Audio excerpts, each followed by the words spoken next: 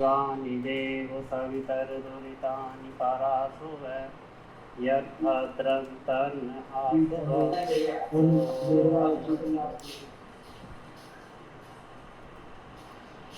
सभी अपना माइक बंद कर लेंगे।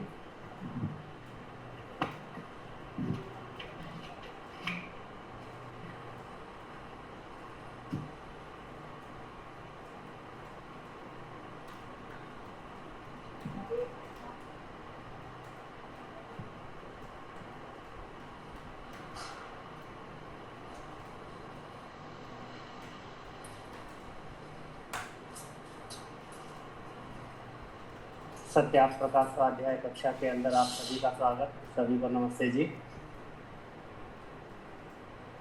कल हमने पहली क्लास के अंदर अन्य विद्वानों से, साधु संतों से, महात्माओं से और जितने भी समाज सुधारक हमारे समाज में हुए हैं उनसे क्यों कर अलग हैं, क्या विशेषताएं रही हैं जो ऋषि को उनसे अलग करती हैं। आज का स्वाध्याय सत्यार्थ प्रकाश का रहेगा।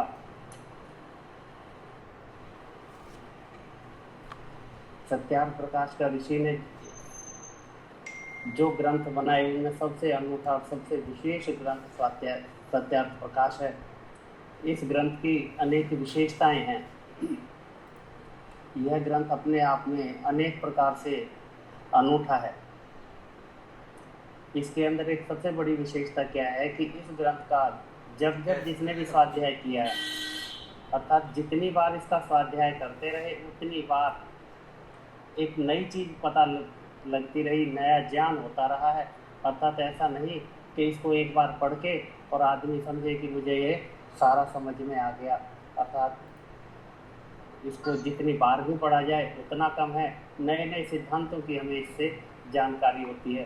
तो कल भी मैंने प्रार्थना की थी कि जिन लोगों ने इसको पढ़ा हुआ है वह पुनः इसका स्वाध्याय करें। हमें और नए मार्ग मिलेंगे, नई नई विधाओं का पता लगेगा।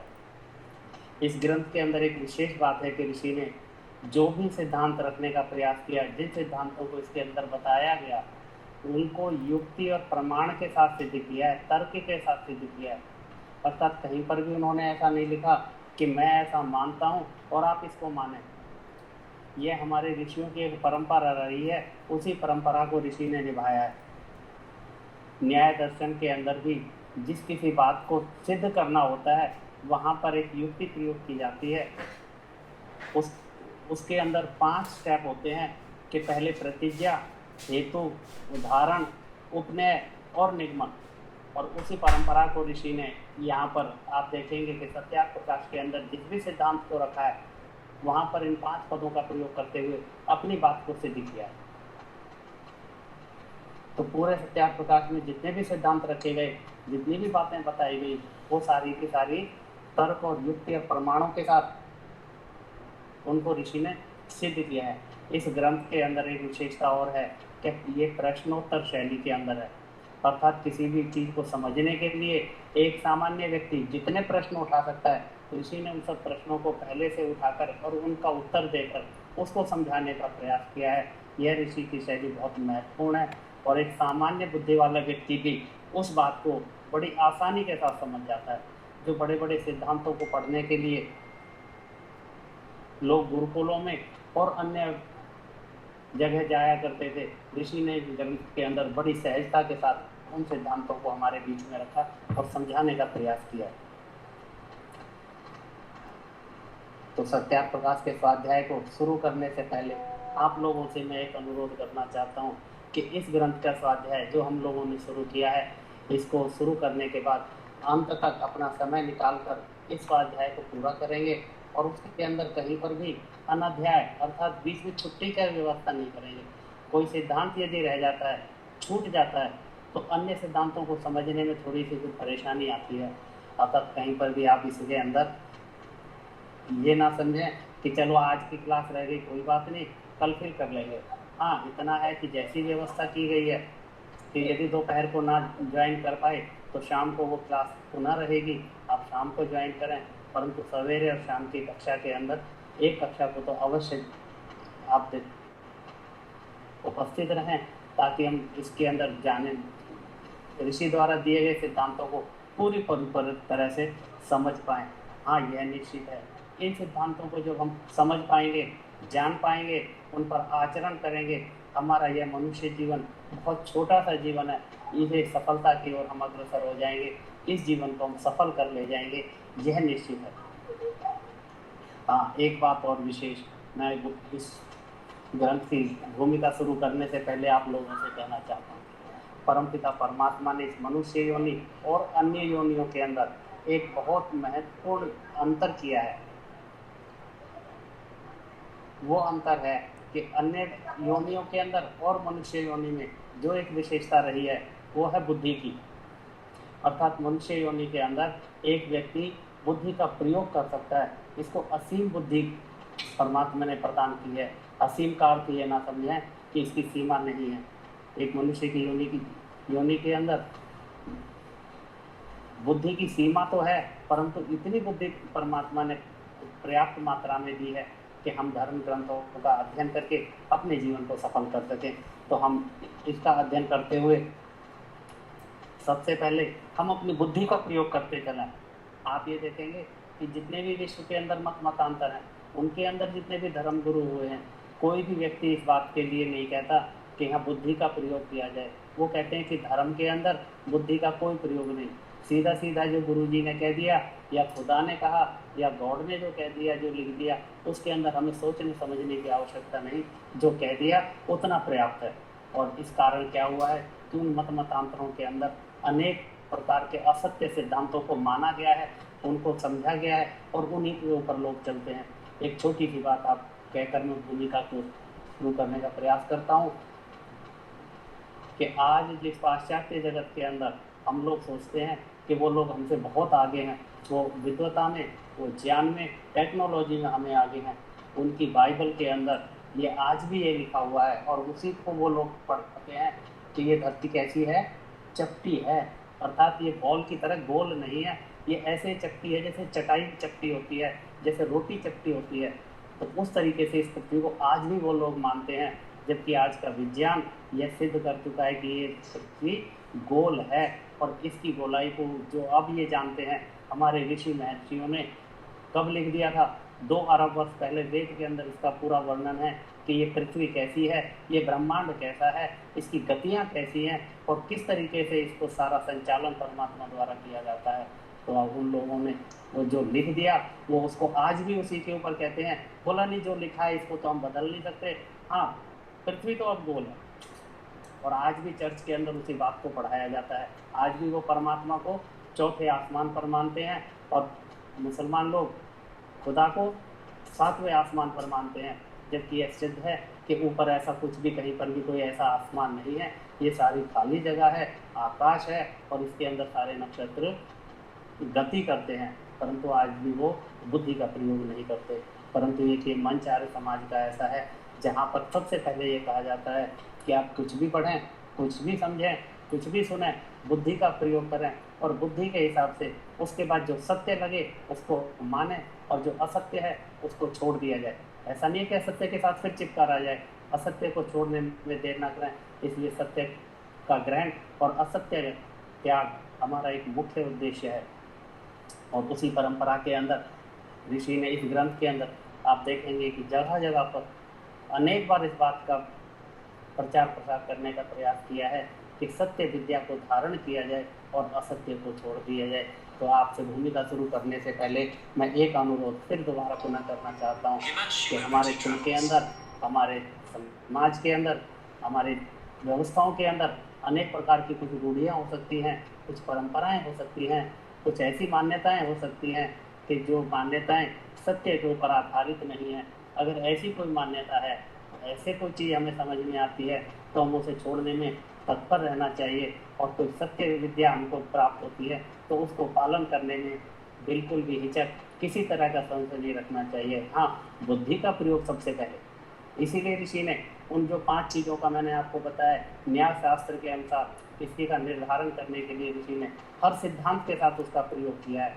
जहाँ पर भी किसी बात को कहने का प्रयास किया है, उन्होंने इस परंपरा को वहाँ पर लागू किया है, उसको स्थापित किया है, ना कि ऐसा किया है कि एक लाइन में कोई पंक्ति में कह दिया ये सिद्धांत है और ये मानना है। वहाँ पर कारण लिखा है, क्यों माना जाए, इसका कारण क्या है, इसके पीछे सत्यता क्या है और ये विद्या कैसी है। तो इसलिए आज मैं भूमिका को शुरू करता हूँ, आप समझने का प्रयास करेंगे और जिन लोगों की जहाँ पर कोई शंका होगी पाठ करने के बाद तो हम आप रखने का प्रयास करेंगे। जितनी जितनी मेरी योग्यता होगी मैं उसको बताने का आपका प्रयास करूँगा।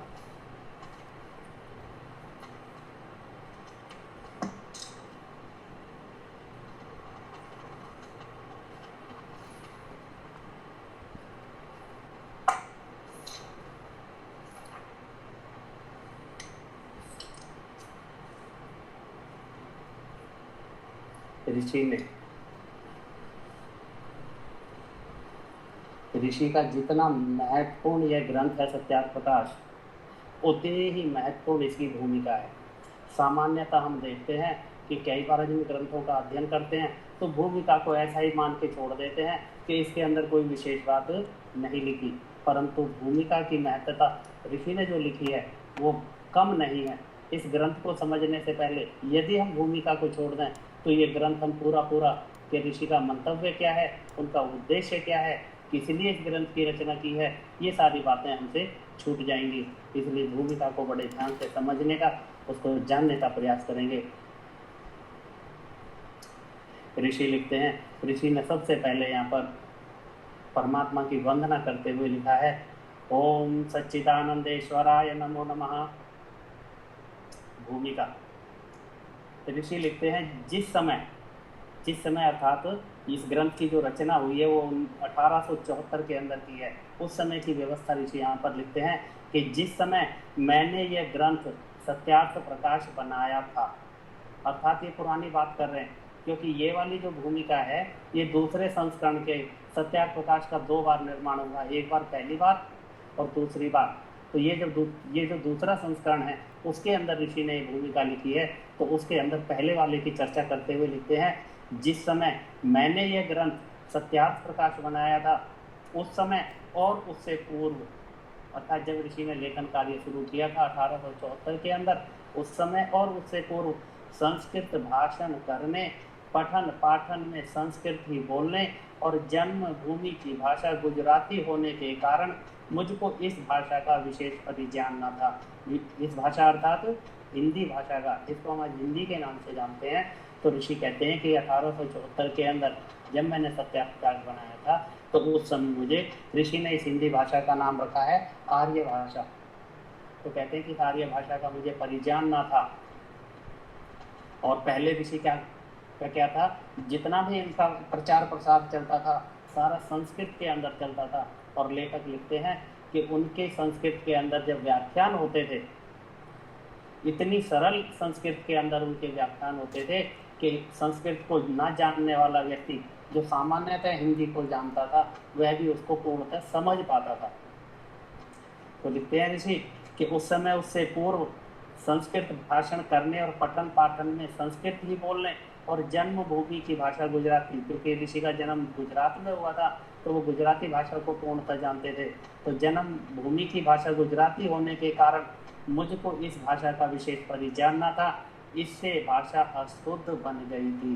देखो ऋषि ने एक बहुत बड़ी यहाँ पर विशेष बात है कि अगर कहीं पर कोई कमी है, कहीं पर कोई गलती है, उस ऋषि उसको तुरंत स्वीकार करते हैं। तो उन्होंने कहा है कि जो मैंने पहला संस्करण बनाया था, जो पहला संस्करण लिखा तो हिंदी में था परंतु उसके अंदर बहुत अशुद्धियाँ हो गई थी। तो इसलिए लिखा है इससे भाषा अशुद्ध बन गई थी, अब भाषा बोलने और लिखने का अभ्यास हो गया है। ये दूसरा संस्करण 1882 के अंदर शुरू किया गया था और 84 के अंदर यह छपकर आया था। तो इसलिए कहते हैं कि अब भाषा बोलने और लिखने का अभ्यास हो गया है, इसलिए इस ग्रंथ को भाषा व्याकरण अनुसार शुद्ध करके दूसरी बार छपवाया है। तो ये जो भूमिका लिखी है ऋषि ने, ये दूसरे संस्करण के लिए लिखी है। जब दूसरी बार छपवाया था उसके अंदर इस भूमिका को लिखा गया।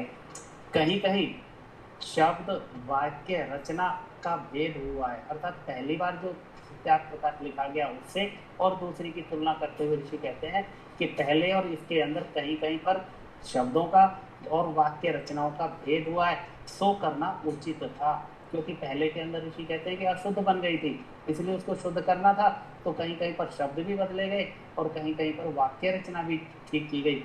क्योंकि इसके भेद के किए बिना भाषा की परिपाटी सुधरनी कठिन थी, सो परंतु अर्थ का भेद नहीं किया गया। तो ऋषि कहते हैं कि जो अर्थ उसके अंदर थे उन्हीं का वही अर्थ यहाँ पर लिए गए, परंतु उसके अंदर कुछ वाक्य और शब्दों का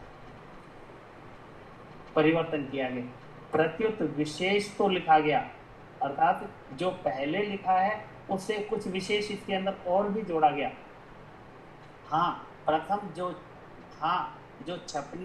जो प्रथम छपने में कहीं कहीं भूल रही थी वह निकाल कर शोध कर ठीक ठीक कर दी गई है। तो ये भूमिका ऋषि ने, ये वाला पैराग्राफ उन्होंने दूसरे वाले संस्करण के लिए लिखा था कि पहले और दूसरे संस्करण के अंदर लोग ऐसा ना हो कि मेरे जाने के बाद इस बात के ऊपर विवाद हो जाए कि ये संस्करण ठीक या वो संस्करण ठीक। तो ऋषि ने इसलिए द्वितीय संस्करण को प्रमाणिक माना है। आगे लिखते हैं, यह ग्रंथ 14 समुल्लास अर्थात 14 विभागों में रचा गया है। अर्थात इसके अंदर 14 पाठ हैं और प्रत्येक पाठ का ऋषि ने नाम क्या लिखा है? समुल्लास कहते हैं। इसमें 10 समुल्लास पूर्वार्ध और 4 उत्तरार्ध में बने हुए हैं। अर्थात इस ग्रंथ को ऋषि ने 2 भागों में बांटा है, पूर्वार्ध और उत्तरार्ध। अर्थात 10 समुल्लास पहले में और 4 समुल्लास उसके बाद में। परंतु अंत्य के 2 समुल्लास और पश्चात स्व सिद्धांत किसी कारण से प्रथम नहीं छप सके। अब आप इसको समझें, ऋषि ने यहाँ शब्द लिखा है कि किसी कारण से नहीं छप सके, क्योंकि जो पहला समुल्लास छपा था, जो पहला संस्करण छपा था, उसके अंदर ये 2 समुल्लास नहीं छापे गए थे।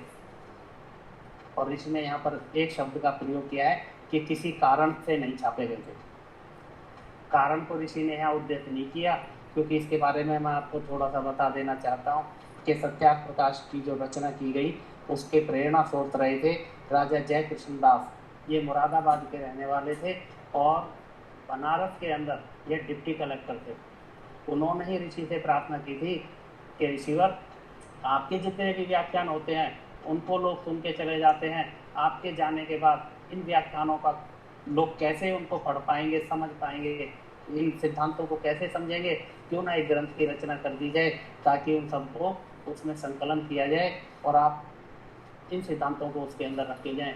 यह बात ऋषि को ठीक लगी और उन्होंने इस ग्रंथ की रचना की। और उसके बाद ये राजा जय कृष्ण दास जी ने उनसे प्रार्थना की थी कि इसका व्यय मैं वहन करूंगा, और इसलिए उन्होंने ग्रंथ की रचना करके इसको छपने के लिए दे दिया था। अब यहाँ पर वो कारण है कि किस कारण से नहीं छपे, क्योंकि वो अंग्रेजों की सरकार के अंदर डिप्टी कलेक्टर थे, तो इसलिए ईसाई मत का और दूसरा कि मुसलमानों के अत्याचारों से उनको एक डर था कि कहीं ऐसा ना हो कि मैं इसको छपवा दूं और मेरे ऊपर कोई ना कोई हानि हो जाए। तो इसलिए उन्होंने इन दोनों समुल्लासों को डर के कारण नहीं छपवाया और 12 समुल्लासों में पहला संस्करण निकाला गया। परंतु उसके बाद ऋषि ने इन दोनों समुल्लासों को दूसरे संस्करण के अंदर जब शोध के पूरा सत्यार्थ प्रकाश छपवाया गया तो ये 2 समुल्लास भी छपवाए गए। तो लिखते हैं कि परंतु अंत्य के 2 समुल्लास और पश्चात स्व सिद्धांत अंतिम के अंदर ऋषि ने स्व मंतव्य प्रकाश की वो दी है, वो भी नहीं छपी थी, तो उसको भी किसी कारण से प्रथम नहीं छप सके थे, अब वे भी छपवा दिए हैं। अब आगे ऋषि लिखते हैं, ऋषि ने 14 समुल्लासों के अंदर जो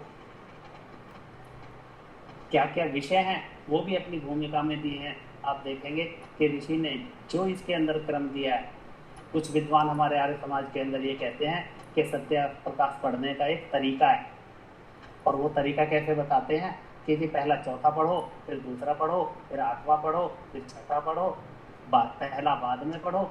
अर्थात वो जहाँ जहाँ आसान चीज़ें हैं बोला वो पहले पढ़ लो, और पहला समुल्लास बोला बोर लगता है, समझने नहीं आता है, बोला उसको बाद में पढ़ लेंगे, ना भी पढ़ो तो कोई दिक्कत नहीं। परंतु ऐसा नहीं है, क्योंकि आप देखेंगे ऋषि ने पहले समुल्लास के अंदर ईश्वर लिखते हैं नंबर 1 पर प्रथम समुल्लास में ईश्वर के ओंकार आदि नामों की व्याख्या, अर्थात पहले समुल्लास के अंदर सबसे पहले ईश्वर के नामों की व्याख्या की है कि ईश्वर के कितने नाम हैं, ईश्वर की व्याख्या की है।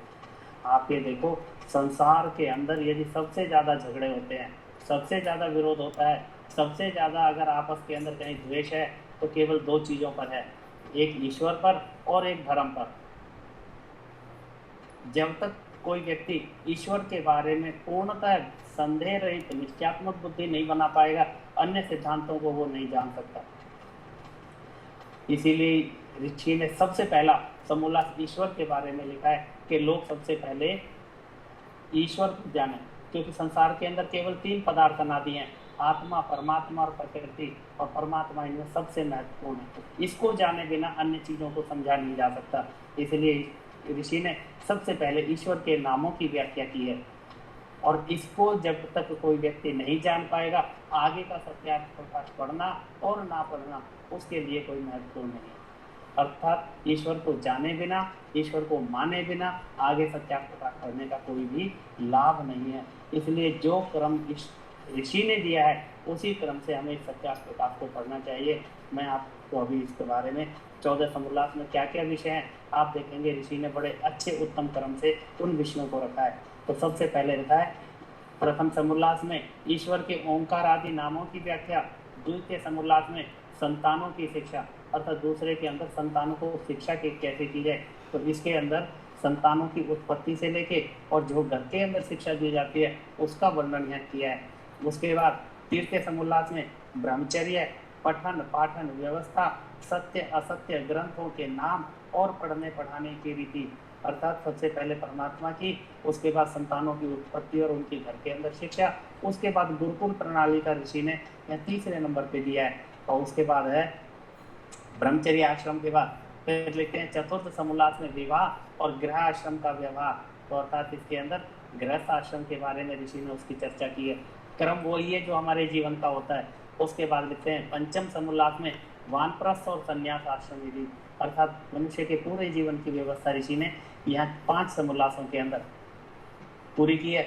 उसके बाद छठे समुल्लास में राजधर्म, सप्तम समुल्लास में वेदेश्वर विषय, अर्थात वेद और ईश्वर का विषय लिया है। अष्टम समुल्लास के अंदर जगत की उत्पत्ति, उसकी स्थिति और प्रलय। नवम समुल्लास में विद्या अविद्या, बंध और मोक्ष की व्याख्या। बंध अर्थात जो हम ये मृत्यु जन्म के बंधन में बंधे हुए हैं, उसकी व्याख्या यहाँ पर ऋषि ने की है, उसके कारण बताए। 10वें समुल्लास में आचार अनाचार भक्ष्य भक्ष्य विषय, अर्थात हमारा व्यवहार कैसा होना चाहिए, हमारा खान पान कैसा होना चाहिए, उसके बारे में ऋषि ने 10वें समुल्लास में लिखा है। यहाँ पर पूर्वार्ध खत्म होता है। उसके बाद 4 समुल्लास मत मतांतरों के बारे में है। तो उसके अंदर 11वां समुल्लास एकादश समुल्लास में आर्यवर्तीय मत मतांतर का खंडन मंडन विषय, अर्थात भारतवर्ष के अंदर ऋषि ने उसका नाम, जिसको हम भारत के नाम से जाते हैं, आर्यवर्त, यही नाम हमारे भारत का पुराना रहा है। तो लिखते हैं कि एकादश समुल्लास में आर्यवर्तीय मत मतांतर का खंडन मंडन विषय, वहाँ पर ये जितने भी मत मतांतर हमारे देश के अंदर प्रचलित थे उनके बारे में उन्होंने बड़ी सटीक जानकारी दी है कि उनके अंदर क्या क्या सही और क्या क्या गलत है। द्वादश समुल्लास में चारवाक, बौद्ध और जैन मत विषय। त्रयोदश समुल्लास में ईसाई मत विषय और 14वें समुल्लास में मुसलमानों के मत का विषय। ये 14 समुल्लास की ऋषि ने यहाँ पर एक छोटी सी व्याख्या की है कि कौन कौन से समुल्लास के अंदर कौन कौन सा विषय लिखा गया। अब ऋषि आगे लिखते हैं, और 14 समुल्लासों के अंत में आर्यों के सनातन वेद विहित मत की विशेष व्याख्या लिखी है। यहाँ शब्द ऋषि ने लिखा आर्यों के, क्योंकि इस आर्यवर्त के अंदर रहने वाले सभी को आर्य कहा जाता है, तो इसलिए ऋषि ने उन आर्यों के और सनातन जो पुराना है, कितना पुराना, 2 अरब वर्ष पुराना, ये हमारी सृष्टि 1 अरब 96 वर्ष करोड़ की है, उतनी पुराना हमारा ये धर्म है, उतना पुराना ही यहाँ वेद है। तो कहते हैं कि आर्यों के सनातन वेद विहित मत की विशेषतः व्याख्या लिखी है, जिसको मैं भी यथावत मानता हूँ। अब यहाँ पर ऋषि ने ऐसा नहीं कहा है कि जो मैं मानता हूँ वो आप माने। यहाँ ऋषि ने लिखा है कि जो वेद में है उसकी व्याख्या मैंने सबसे अंत में लिखी है और उसको मैं भी मानता हूँ। अर्थात मेरी अपनी कोई मान्यता नहीं है, जो वेद की मान्यता है उसी को मैं मानता हूँ। और फिर लिखते हैं मेरा इस ग्रंथ के बनाने का मुख्य प्रयोजन। अब यहाँ ऋषि भूमिका के अंदर अपने इस ग्रंथ को बनाने का प्रयोजन कहते हैं कि मेरा ग्रंथ का बनाने का प्रयोजन क्या है। इस प्रयोजन को समझते हुए यदि हम इस ग्रंथ को पढ़ेंगे, यह प्रयोजन हमें पूरा ग्रंथ पढ़ते हुए ध्यान में रखना चाहिए। जब तक हम इस बात को ध्यान में नहीं रखेंगे हमारा संशय कहीं ना कहीं बना रहेगा। तो ऋषि लिखते हैं इस ग्रंथ के बनाने का मुख्य प्रयोजन सत्य सत्य अर्थ का प्रकाश करना है। अर्थात जो जो बातें सत्य हैं, जो जो विद्या सत्य हैं, उनका प्रकाश करना इस ग्रंथ का मुख्य प्रयोजन है। तो लिखते हैं अर्थात, तो सत्य के साथ साथ फिर ऋषि लिखते हैं अर्थात जो सत्य है उसको सत्य और जो मिथ्या है उसको मिथ्या ही प्रतिपादन करना सत्य अर्थ का प्रकाश समझा है। तो ऋषि ये कहते हैं कि केवल सत्य को सत्य कह देना ही पूरा नहीं हो जाता। अर्थात जो जो बातें सत्य हैं वो तो हमने कह दी, उससे कहने से भी पूरा काम नहीं चलता। जो असत्य है उसको भी कहना है। अर्थात हम अच्छाई अच्छाई धारण करते रहें और बुराइयों को ना छोड़ें, तो वो अच्छाइयाँ भी क्या करेंगी, बुराइयाँ उन पर हावी हो जाएंगी। अर्थात इसके लिए ऋषि ने आवश्यकता है कि सत्य के अर्थ का प्रकाश, यही नाम ग्रंथ का लिखा सत्यार्थ प्रकाश, इसीलिए लिखा है कि सत्य के अर्थ का प्रकाश क्या है कि जो सत्य सत्य विद्या है उनका प्रतिपादन करना और जो असत्य है उसको भी बताना कि असत्य क्या है। तो लिखते हैं कि जो मिथ्या है उसको मिथ्या ही प्रतिपादन करना सत्य अर्थ का प्रकाश समझाए। अर्थात मिथ्या को बिना बताए पूर्ण सत्य को स्थापित नहीं किया जा सकता। वह सत्य नहीं कहा था। अब ऋषि कहते हैं कि सत्य क्या नहीं है, अर्थात मिथ्या क्या है। तो लिखते हैं सत्य नहीं कहा था जो सत्य के स्थान पर असत्य और असत्य के स्थान पर सत्य का प्रकाश किया जाए। यह भी बहुत महत्वपूर्ण है। अगर कोई व्यक्ति कहते कि मैं ये बात सत्य है और वो बात सत्य नहीं है तो वो क्या हो गया, वो असत्य हो गई। और दूसरी बात कि अगर कोई चीज सत्य है और उसको कोई कहता है ये असत्य है तो वो भी फिर असत्य हो जाएगी। अर्थात सत्य को सत्य और असत्य को असत्य कहना ही सत्य का प्रकाश है। तो यहाँ पर ऋषि पहले कहते हैं कि मेरा उद्देश्य क्या है और उसके बाद कहते हैं मेरा उद्देश्य सत्य का प्रतिपादन करना है। और फिर सत्य की परिभाषा भी साथ साथ देते हैं कि सत्य है क्या जिसका मैं प्रतिपादन करना चाहता हूँ। अब लिखते हैं किंतु असत्य के स्थान में सत्य का प्रकाश किया जाए, किंतु जो पदार्थ जैसा है उसको वैसा ही, अर्थात जो पदार्थ जैसा है उसको वैसा ही कहना, लिखना और मानना। तीन चीजों की परिभाषा ऋषि ने दी है। केवल बताना नहीं है। सबसे पहली बात, जो पदार्थ जैसा है वैसा ही कहना, अर्थात वाणी से अगर कहीं पर उसका प्रवचन किया जाए, वो बताया जाए किसी को, तो वो वही होना चाहिए जैसा वो पदार्थ है। और दूसरा लिखना, अगर कहीं लेखन कार्य किया गया है तो उसको वैसा ही लिखना। और तीसरा कहते हैं वैसा ही मानना। केवल किसी को बता देना या किसी को लिख दिया, उसको कह दिया कि आप ये मान। जो मनुष्य पक्षपाती होता है, बस ये पैराग्राफ के बाद इसका विराम करेंगे, 1-2 मिनट ऊपर होता है। जो मनुष्य पक्षपाती होता है वह अपने असत्य को भी सत्य। अब पक्षपाती दो व्यक्ति होते हैं, एक न्यायकारी और एक पक्षपाती। न्यायकारी कैसा होता है, जो चीज जैसी है उसको वैसा ही बताता है। और पक्षपाती कैसा होता है कि मेरी चीज अच्छी और दूसरे की खराब, अर्थात मेरा असत्य तो सत्य और दूसरे का सत्य भी असत्य। तो कहते हैं कि जो मनुष्य पक्षपाती होता है वह अपने असत्य को भी सत्य और दूसरे विरोधी मत वाले के सत्य को भी असत्य सिद्ध करने में प्रवृत्त होता है। और ऐसी व्यवस्थाएं कहाँ पर हैं, हमारे देश के अंदर जितने भी मतांतर हैं उन सब की, और विश्व के अंदर जितने और भी जिनको धर्म के लोग कहते हैं उनके अंदर भी आप जब पढ़ेंगे यही इसी बात को वहाँ पर प्रतिपादन किया गया है कि हमने जो कह दिया, उनके धर्म ग्रंथों में जो लिख दिया, उनके धर्म गुरुओं ने जो कह दिया, उसको हर प्रकार से वो सत्य सिद्ध करने में लगे हुए हैं। जबकि वो बात असत्य भी है, और दूसरे ने अगर कोई चीज ठीक भी कही है तब भी उसको नहीं मानना, यही इन मत मतांतरों के विरोध का कारण है। तो ऋषि लिखते हैं, जो मनुष्य पक्षपाती होता है वह अपने असत्य को भी सत्य और दूसरे विरोधी मत वाले के सत्य को भी असत्य सिद्ध करने में प्रवृत्त होता है, इसीलिए वह सत्य मत को प्राप्त नहीं हो सकता। अर्थात कहते हैं कि ऐसे लोग जो अपनी बात को गलत हो या सही उसको सत्य, और दूसरे की बात को चाहे वो सत्य भी हो उसको असत्य सिद्ध करते हैं, उन लोगों को कभी सत्य विद्या नहीं आ सकती, वो कभी सत्य को नहीं समझ सकते। इसीलिए अब ऋषि ने यहाँ पर एक महत्वपूर्ण बात इन 2 लाइनों के अंदर कही है, 2 पंक्तियों में। इसीलिए विद्वान आत्मों का यही मुख्य काम है, अर्थात किसी सामान्य आदमियों के बस का ये कार्य नहीं, उसके लिए ऋषि ने उनके लिए एक जिम्मेदारी डाली है। किसको? जो लोग विद्वान हैं, जो आप्त पुरुष हैं। ऋषि ने आगे व्याख्या भी की है कि विद्वान कौन है, आप्त पुरुष कौन है, तो उनके यहाँ पर एक जिम्मेदारी दी है कि उनका यही मुख्य काम उनका बताया है कि वह उपदेश व लेख के द्वारा, अर्थात दोनों तरीके से, लेख करें तब भी और कहीं पर उपदेश और प्रवचन करें उसके द्वारा भी, सब मनुष्यों के सामने सत्य असत्य का स्वरूप समर्पित कर दें।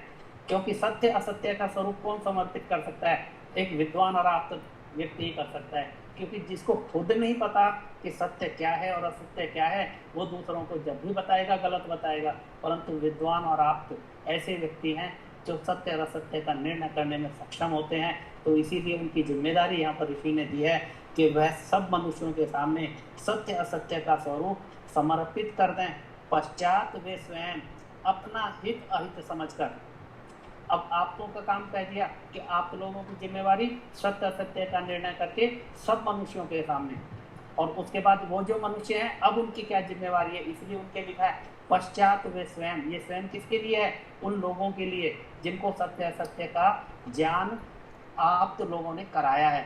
तो लिखते हैं अपना हित अहित समझकर, क्योंकि सत्य सत्य का ज्ञान आपको उन्होंने करा दिया, अब वो अपना समझे कि मेरा हित किस में है और मेरा अहित किस में है, समझकर सत्यार्थ का ग्रहण और मिथ्यार्थ का परित्याग करके सदा आनंद में रहें। अर्थात फिर जो सुनने वाले लोग हैं सब मनुष्यों की जिनकी चर्चा ऋषि ने की है, फिर यहाँ पर उनका कर्तव्य बताया है कि सत्य असत्य को जानकर अब वहाँ पर इनकी ड्यूटी बन जाती है कि वे सत्य सत्य का ग्रहण करें, और जो जो चीज़ें उनके जीवन में असत्य हैं, मिथ्या हैं, उनका परित्याग करके, और एक विशेष शब्द यहाँ ऋषि ने कहा है कि सदा आनंद में रहें। क्योंकि मनुष्य का एक स्वभाव है, प्रत्येक आत्मा का स्वभाव है, वह सुख ही चाहता है, वह आनंद चाहता है।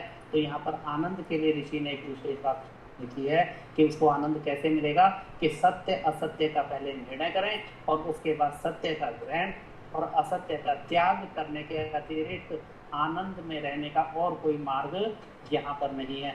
अर्थात मनुष्यों के लिए एक उद्देश्य दिया है कि हम अपने जीवन में आनंद को प्राप्त करें, और आनंद प्राप्त करने का कारण क्या है, उसका रास्ता क्या है, उसका पथ क्या है, कि हम सत्य को ग्रहण करें और मिथ्यार्थ का परित्याग करें। दोनों कार्य करने पड़ेंगे। केवल सत्य को हम ग्रहण करते रहें और जो पुरानी बातें हमारे पास हैं जो असत्य हैं उनको ना छोड़ें, फिर भी गलत हो जाएगा, फिर भी हम सही मार्ग को नहीं पकड़ पाएंगे, क्योंकि वो असत्य फिर कभी हावी हो जाएगा। इसलिए असत्य को हम परित्याग भी साथ साथ करते रहें, उसको छोड़ते रहें। आज का पाठ का विराम हम यहीं पर करते हैं। और ऋषि ने इस के अंदर भूमिका के अंदर अंतिम वाले पैराग्राफ के अंदर बहुत बड़ी बात की है। आप उसको दोबारा स्वाध्याय करने का प्रयास करें, क्योंकि इसको समझे बिना हम सत्यार्थ प्रकाश को पूरी तरह समझने में असमर्थ रहेंगे। तो इसके अंदर किसी की भी कोई शंका हो, किसी का कोई विचार हो, इस मंत्र पाठ के बाद आप उसको रखें, परंतु इसको पूरी तरह से समझने का प्रयास करें। ओम शांति। मंत्र पाठ। ओम विश्वानि देव सवितर दुरितानि पराशुभ यद्भद्रं तन्नहासुभ। ओम शांति शांति शांति। ओम। सभी को नमस्ते जी। आप लोगों की कोई शंका हो, कोई विचार हो, आप